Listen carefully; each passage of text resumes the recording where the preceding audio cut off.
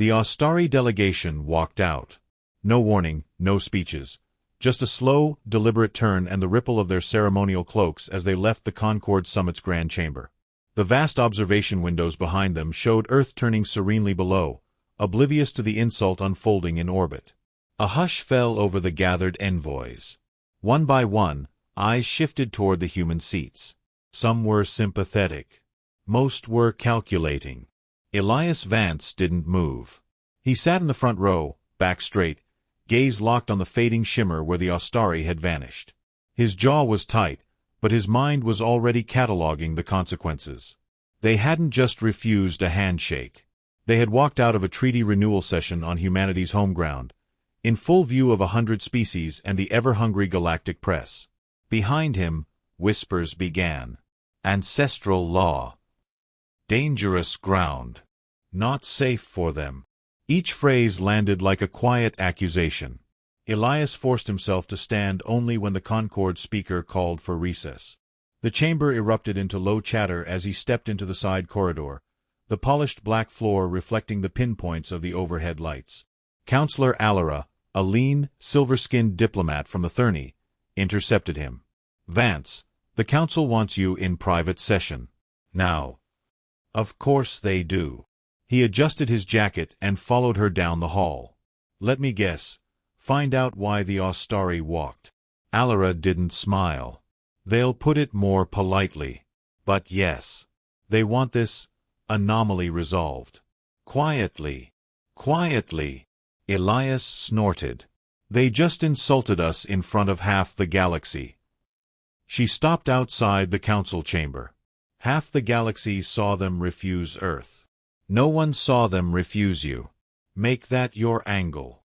Inside, the council chamber was cooler, quieter. 6 beings sat around the curved table, their holographic aides drifting behind them. The Concord speaker, a pale, multi-eyed Jathari, gestured for Elias to take the center position. "Ambassador Vance," the speaker began, "you are our lead envoy to the Ostari. This refusal is unprecedented in its visibility. The Ostari are vital to the Concord's stability. You will secure an explanation and, if possible, a correction." "They've been avoiding Earth for centuries," Elias said evenly.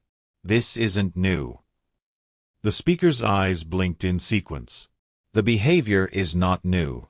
The attention is. In diplomacy, perception becomes reality." A counselor from the Tela leaned forward. "You have their first speaker's ear. Use it." Elias inclined his head. "Where is Arachetun?" "En route to Harbor 7, the speaker said. "A neutral station just outside Sol's border. You will meet him there." Alara's voice came from behind him. "He will not come to Earth, Elias." Elias looked around the table. "Then I'll go to him. But I'm not going to smile and nod until he tells me what this ancestral law really means." The speaker's tone sharpened. "Be careful. The Ostari's customs are ancient. Some truths are not meant to be." "With respect," Elias cut in, "Earth doesn't bow to the idea that truth is dangerous. If they have a reason, I'll hear it. If it's a lie, I'll find the truth underneath." The Jathari speaker held his gaze for a long moment. Then, "Very well. You depart at once." Elias walked the embassy's upper promenade that evening, the curve of the station showing him the distant sweep of the Atlantic through transparent alloy.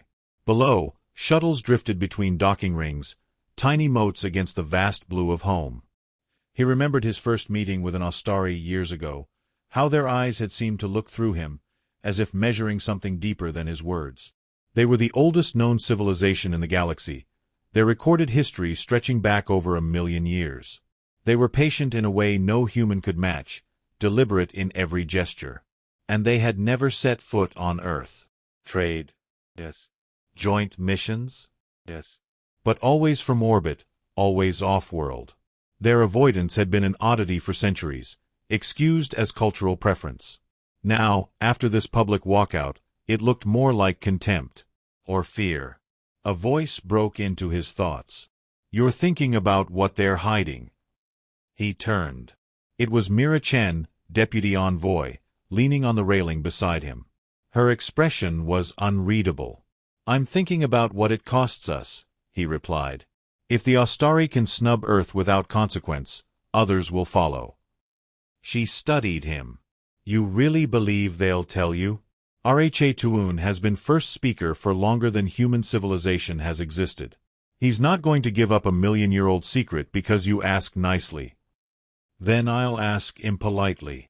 She gave a short laugh. "Be careful. Curiosity is how humans change the world. It's also how we burn it down."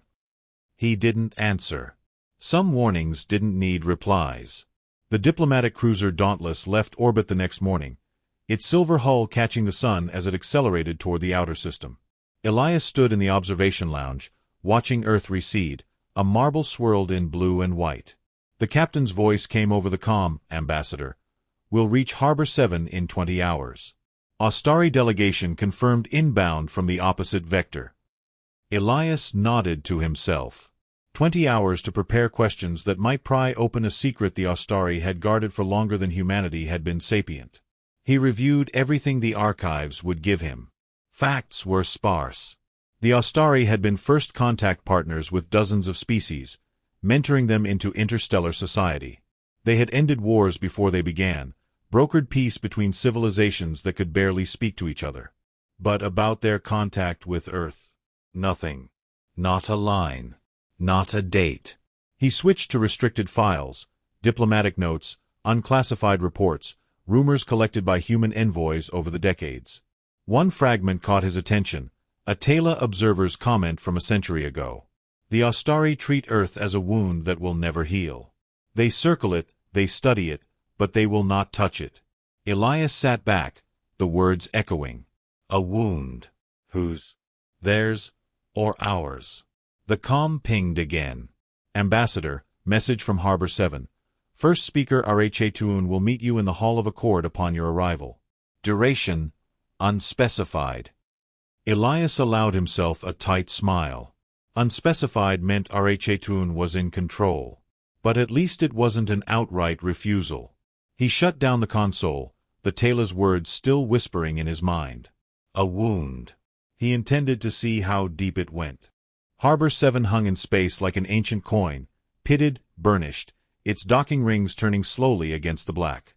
Built before humanity had split the atom, it had been retrofitted countless times but still carried the heavy lines of early Concorde engineering.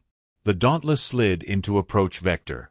Elias stood at the forward viewport, watching the station grow until its hull filled the frame. His reflection stared back, calm face, sharp eyes, masking the anticipation beneath. "Ambassador," the captain said over comms, "Ostari vessel chime of ages has arrived. Docking opposite side. Their envoy requests the Hall of Accord for your meeting." Requests. Elias murmured. More like dictates. Still, he couldn't deny a flicker of satisfaction. The first speaker was here. Face-to-face was better than any encrypted exchange. The Hall of Accord was circular, lined with pillars carved from meteoric stone. Ostari taste favored gravity in their architecture, nothing flimsy, nothing that could be moved easily. Every surface carried subtle patterns, shapes that hinted at language but remained indecipherable to human eyes. Elias arrived early. He preferred it that way. It let him claim the space first. At precisely the appointed moment, the air shimmered.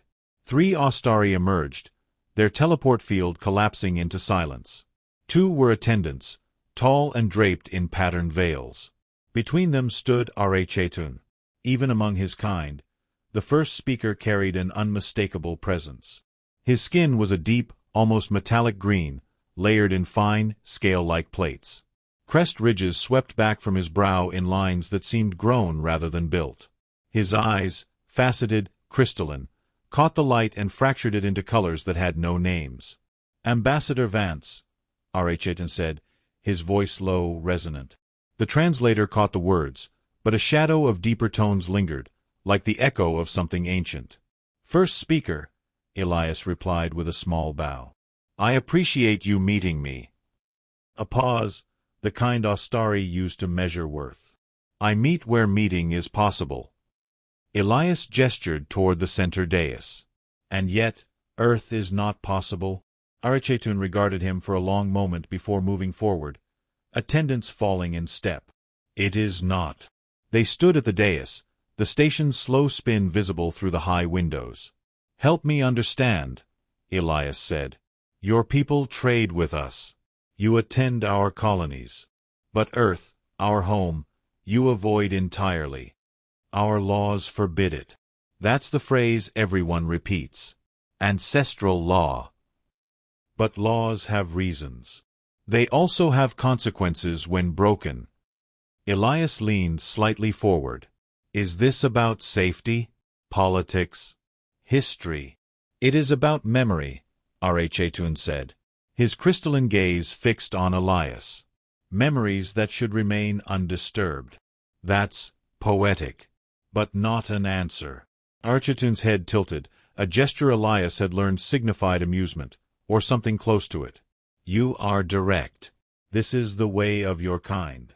It is why you rise quickly, and why you fall quickly. I'd rather rise and fall than stand still for 1,000,000 years. The Ostari's gaze sharpened. That is because your years are short. For a moment, silence filled the hall, broken only by the soft hum of the station's life systems. Elias studied him, looking for the opening in the armor. You walked out of the summit, Elias said finally. That wasn't a quiet refusal. That was a message. Yes, Arichetun said simply. And the message is that Earth is not a place for the Ostari, nor for those who wish to keep the peace we have built. Elias felt a flicker of irritation. We've earned our place in that peace. Perhaps. But peace is not the same as safety. The attendants shifted, subtle but noticeable. Elias pressed on. Then tell me about the last time Earth was unsafe for you. Archetun's gaze turned distant. The last time your kind walked under the same sky as my ancestors, the sky burned. Elias caught the wording. You're talking as if humans and Ostari shared a world. I am talking as if there are things your kind does not remember. That sounds like you think you remember them for us. Someone must. The weight in those words was real. Elias felt it, like the gravity here had deepened by a fraction. But weight didn't mean surrender. He straightened. You've had 1,000,000 years to hold on to that story. I'm not leaving here without hearing it. Arichetun gave a slow, deliberate blink. You will leave here without hearing it. But perhaps not without finding where to look. The conversation turned, not by accident. Ostari diplomacy was like water. When faced with resistance, it flowed elsewhere. But Elias noted the shift. Arichetun asked about Concord trade policies, about recent human colonization efforts. Elias answered, but each time, he found a way to circle back. You call it ancestral law, Elias said at one point. But if it's truly that old, it must come from a time before the Concord. Before everything. Arichetun inclined his head. Before your recorded history. And before yours? The Ostari's mouth, less a mouth than a set of overlapping plates, curved in a gesture that might have been a smile. Nothing is before ours. Elias let a half-smile of his own show. Then you remember it all.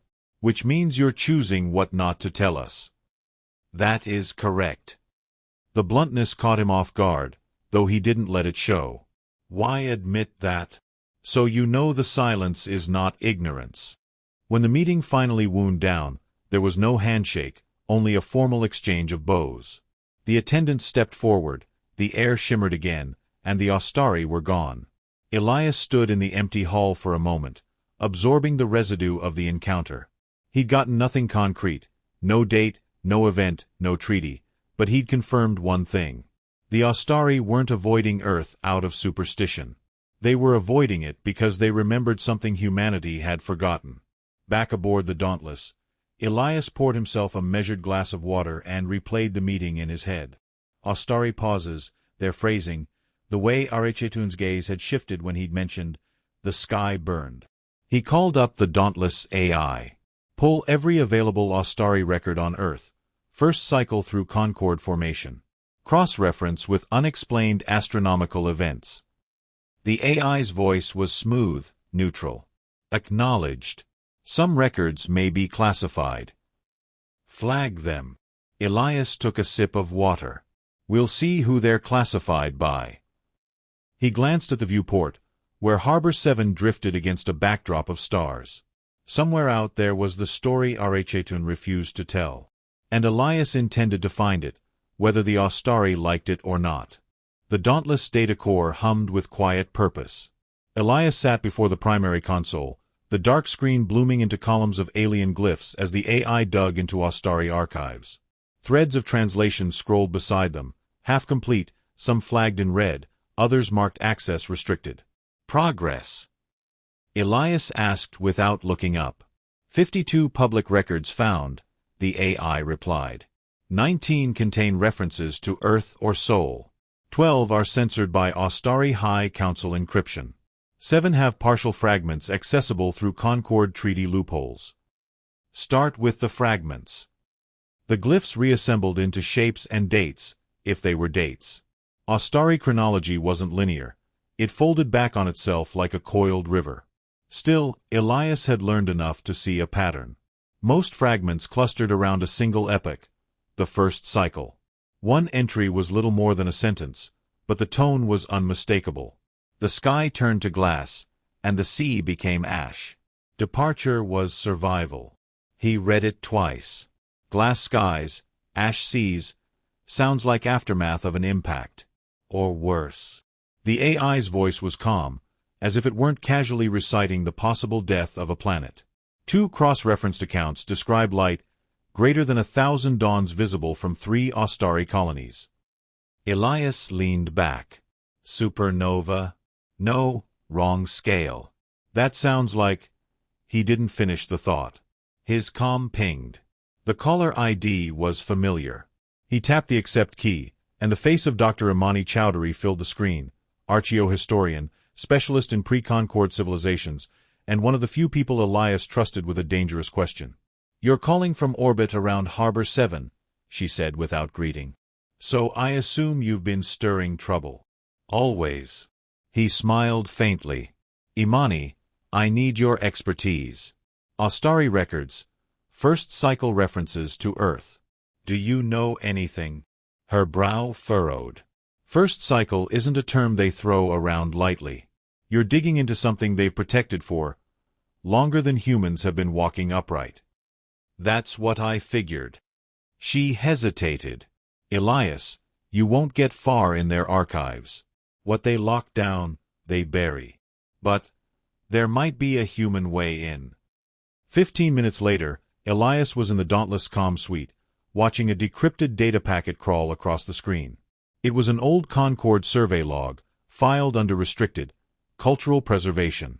Imani's voice came through the channel. This was recovered from a derelict Ostari probe found in the Kuiper Belt 50 years ago. Concorde sealed it before the public knew. The log entry was short, written in crude translation algorithms from the probe's AI. Observation Point 3.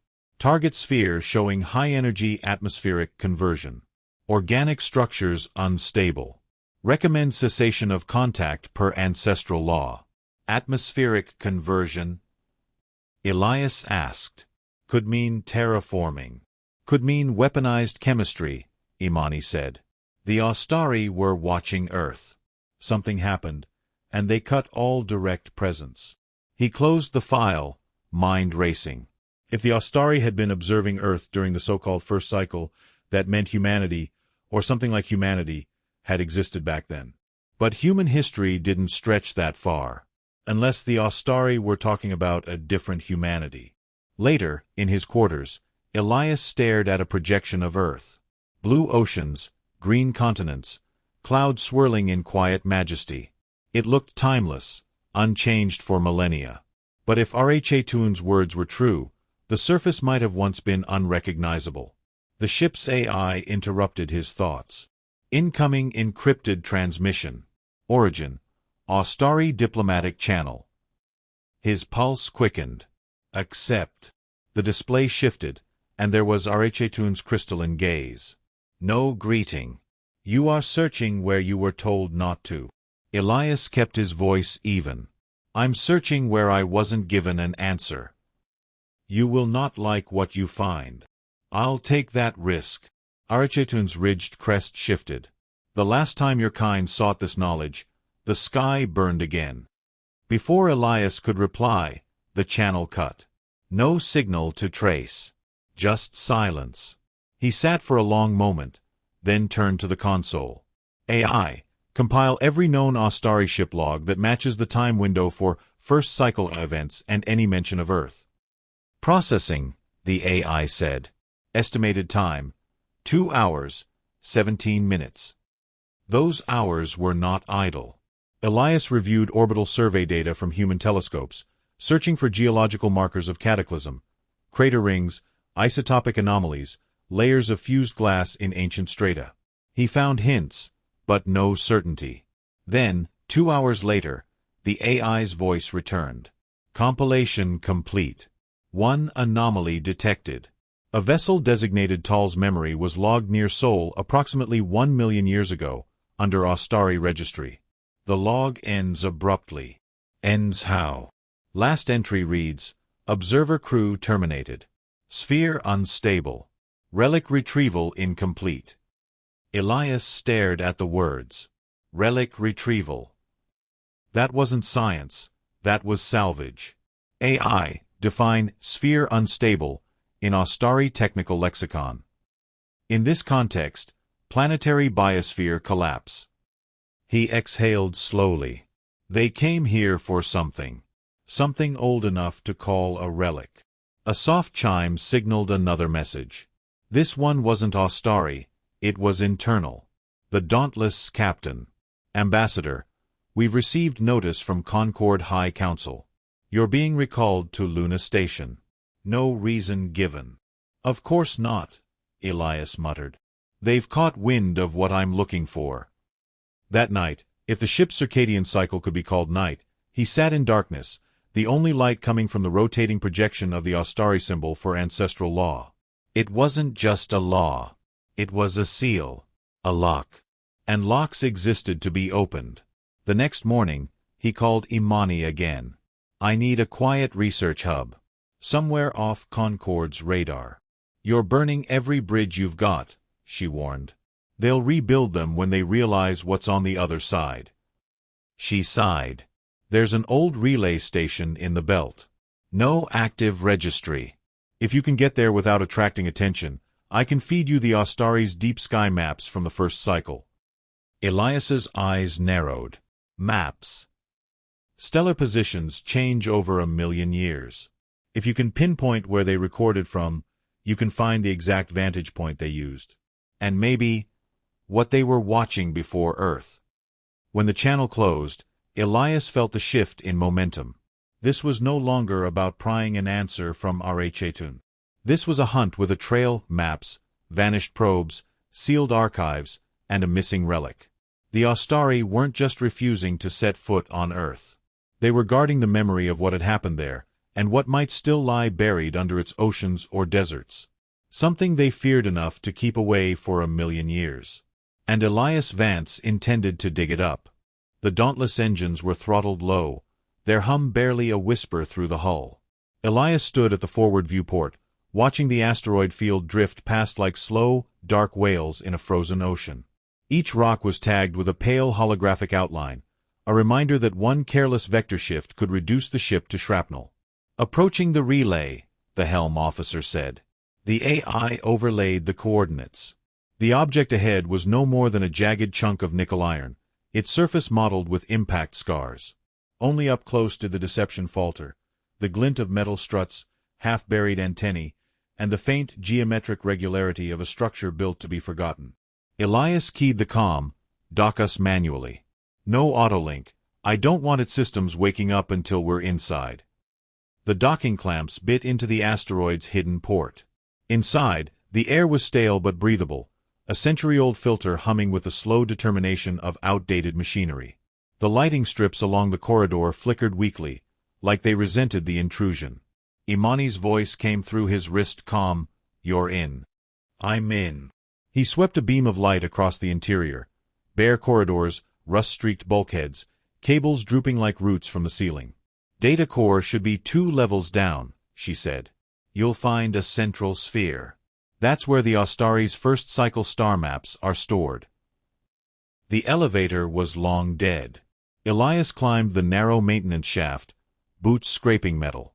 The deeper he went, the colder the air became, until his breath ghosted in the beam of his light. The central sphere was exactly as Imani had described, 10 meters across, suspended in a lattice of support struts. Its surface shimmered faintly with a dormant energy field.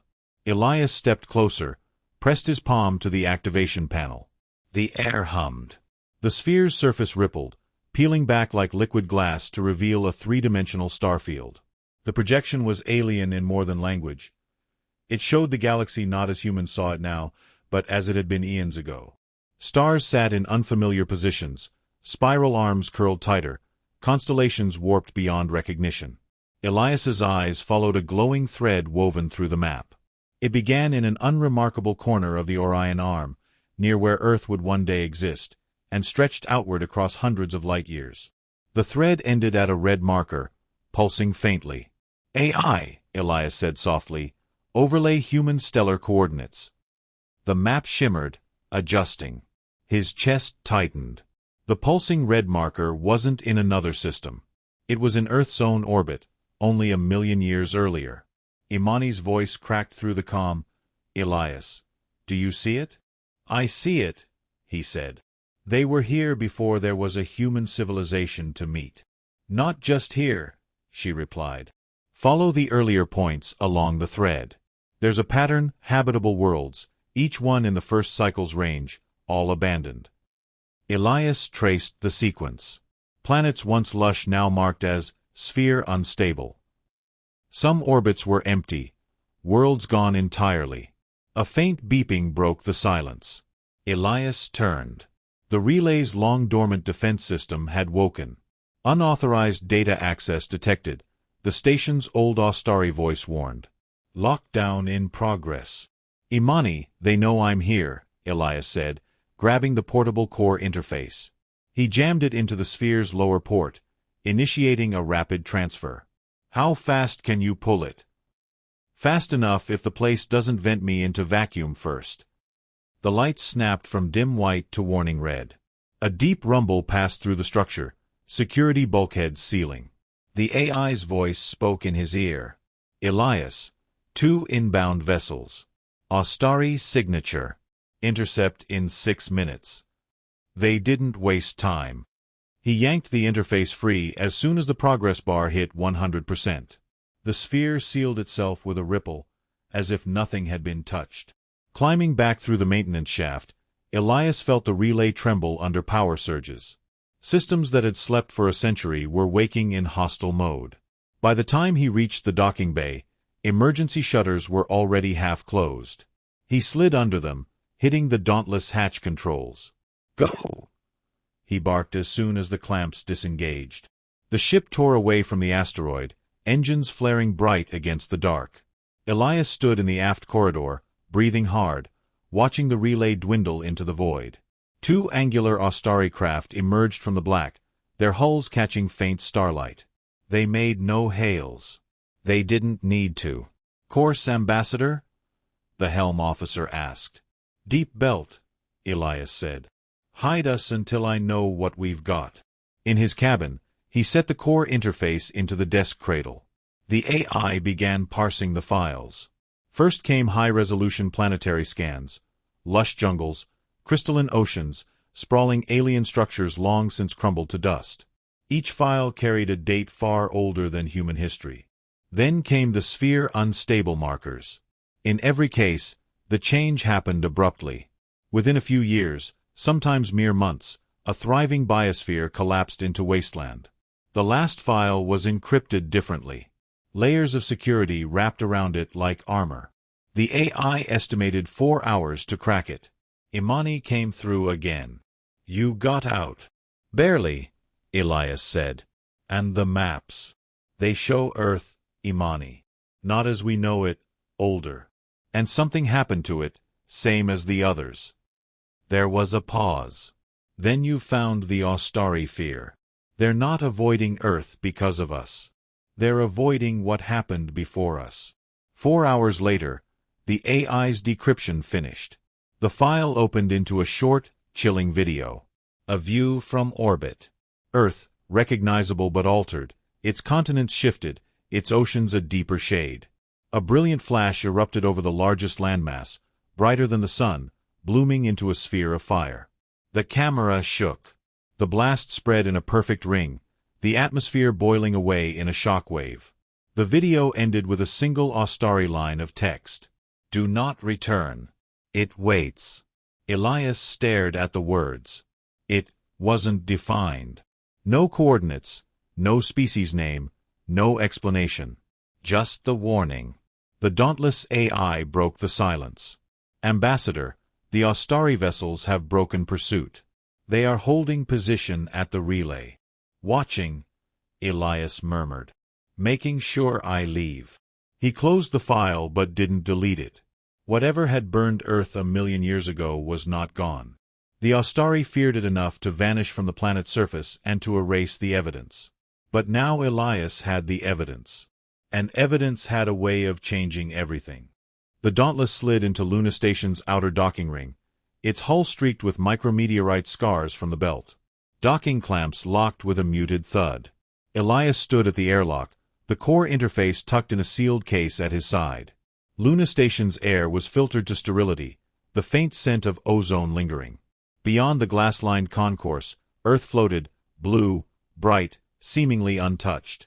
Elias forced himself not to stare too long. He knew now that beauty could be a mask.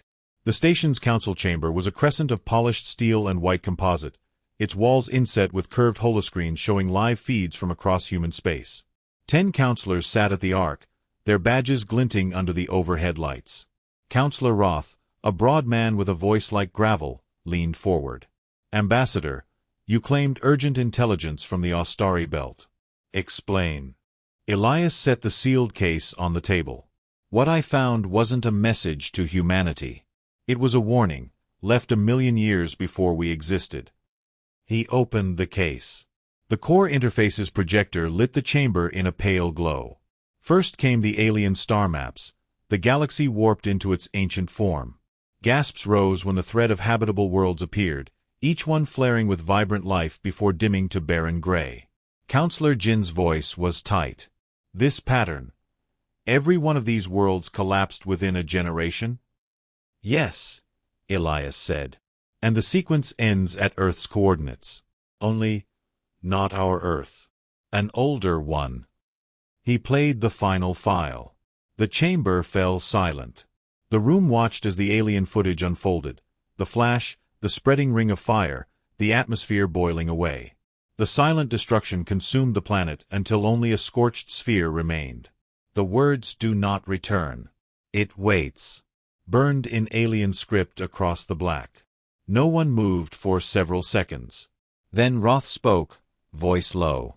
That's not an extinction event we've ever catalogued. That's targeted. Counselor Maria, sharp-eyed and calm, said, We have no evidence this refers to our Earth, only a past celestial body in the same orbit. Elias shook his head. The Ostari were here. The maps are precise. This was Earth before it was ours. Jean frowned. Meaning, Elias said, the planet has been home before, and something erased that home entirely. The debate fractured instantly. Some counselors demanded secrecy. Others pushed for public disclosure. A few argued the data was incomplete, that fear-mongering could destabilize the colonies. Elias listened for a time before cutting in. This isn't about politics. The Ostari abandoned the surface and refused to return. They're the oldest civilization we know, and they're afraid of something still here. Mireya's eyes narrowed. And you think it's still active? I think, Elias said evenly, they believe it is. The chamber's side door opened. Admiral Vance stepped in, the solar fleet crest on his collar. We've been monitoring Ostari comms. They've placed a permanent blockade beacon at the relay you visited. Elias glanced at him. To keep us out, or something else in? Both, Vance replied. And we've intercepted chatter suggesting they know you took the data. Roth's gaze swept the room. Then we have a choice. We bury this, or we prepare to confront whatever's down there. Jean folded her hands. Confronting the unknown with no clear threat profile is reckless. And ignoring a million-year-old warning is wiser? Elias asked. Silence met him. Mireya turned to Elias. You retrieved the full Ostari record. Is there anything in it that hints at the nature of this it? Nothing direct, Elias said. But the collapse pattern matches a theory. Something spreads. Fast. It doesn't just kill, it makes the world uninhabitable. Biological? Vance asked. Or technological? Maybe both. Roth tapped the table.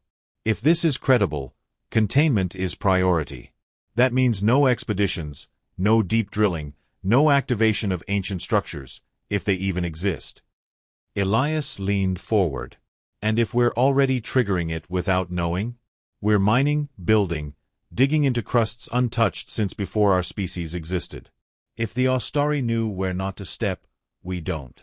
The point landed. Several counselors shifted uneasily. Vance spoke again. Fleet Command will want to quarantine Earth. That drew an immediate uproar. Counselors argued over logistics, economic collapse, public backlash. Elias cut through it. You can't quarantine an entire planet quietly. If you try, the truth will leak, and it'll be twisted by 100 conspiracy streams before you've finished the press release. Mireya's gaze fixed on Elias. Then what's your solution? He didn't hesitate. We investigate, quietly, with a team that can operate without triggering political panic. And we cross-reference every Ostari ruin, every buried artifact, every unexplored depth. If there's something here, we find it before it finds us. Jin's tone was skeptical. And if this it is exactly as dangerous as they feared? Elias's voice was flat. Then at least we'll see it coming. The chamber was still. One by one, the counselors exchanged glances. Roth finally spoke. We can authorize a covert mission. No official records. You'll report to this chamber only. Elias inclined his head. Understood. Mireya added, You'll have fleet support for transit and security, but your team is your choice. Choose carefully. As the meeting adjourned, Vance caught up with Elias in the corridor. You're aware you've just volunteered to step into something the Ostari ran from without firing a shot. Someone has to, Elias said. Vance studied him. If you find it, whatever it is, I hope you're ready to decide whether humanity's better off knowing or forgetting. Back aboard the Dauntless, Elias sat in his cabin, the core interface glowing faintly on the desk. He replayed the alien footage once more. The silent firestorm swept across the ancient Earth, consuming it entirely. He paused the image just before the last frame. It waits. The words hung in the dark cabin like a voice not yet finished speaking. Elias closed the file and began compiling the list of names for his team. He knew exactly the kind of people he'd need, those who could look at a galaxy's oldest fear and still walk toward it. Because now, knowing what he knew, walking away wasn't an option.